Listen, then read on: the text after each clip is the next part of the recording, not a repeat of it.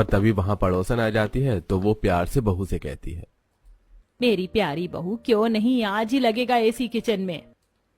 ये सुन पड़ोसन खुश होती है और चीनी लेकर वहां से चली जाती है। और उसी दिन आशा किचन में भी एक एसी लगवा देती है और एसी वाली रसोई में काजल अब आराम से रात का खाना बनाती है। कितना अच्छा लग रहा है एसी की ठंडी हवा में खाना बनाने में, अब तो मजा आएगा हर रोज। अगले दिन गर्मी धूप की वजह से निशा सुबह 5 बजे उठकर आम के बगीचे में बैठकर मिट्टी के चूल्हे पर खाना बनाती है। कितनी अच्छी खुशबू है इन आमों की। चलो सूरज निकलने से पहले मेरा खाना भी बनकर तैयार हुआ, बस कुछ देर में अमित और पापा जी आते होंगे, जब तक थोड़े से आम भी तोड़ देती हूँ।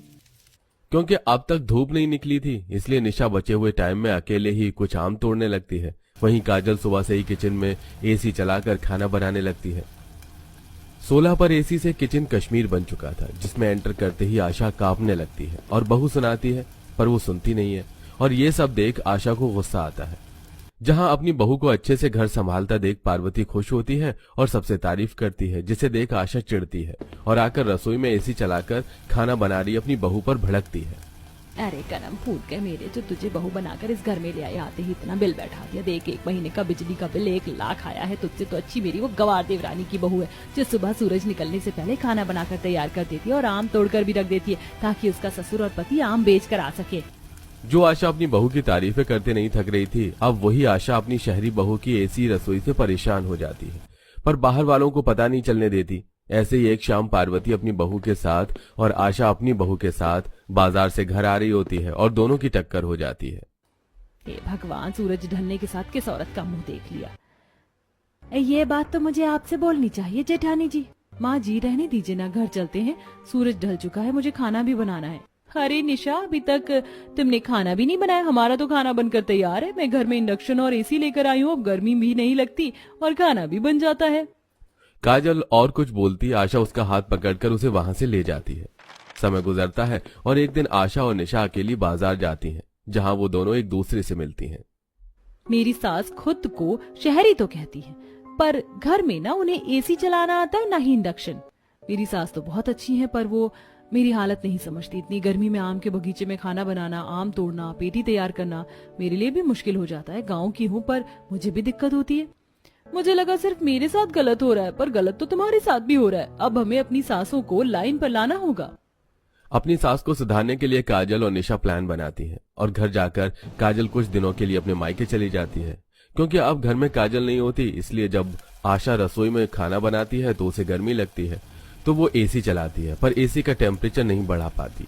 पता नहीं करमजली कौन सा चूल्हा लेकर आ गई घर में। घर का गैस सिलेंडर भी फेंक दिया और इस पर मुझसे खाना नहीं बन रहा और ना ही ये एसी ही बंद हो रहा है।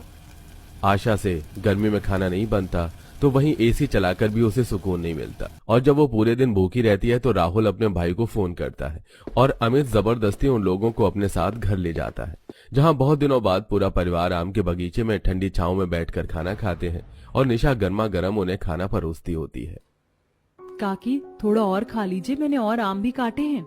देख रही हो गांव की बहू, कभी खिलाया तुम्हारी शहरी बहू ने तुम्हें ऐसा खाना? आशा पार्वती की बातों का कोई जवाब नहीं देती। कुछ दिनों में काजल वापस आ जाती है, पर अब तक आशा को अपनी शहरी बहू की परेशानी समझ आ जाती है।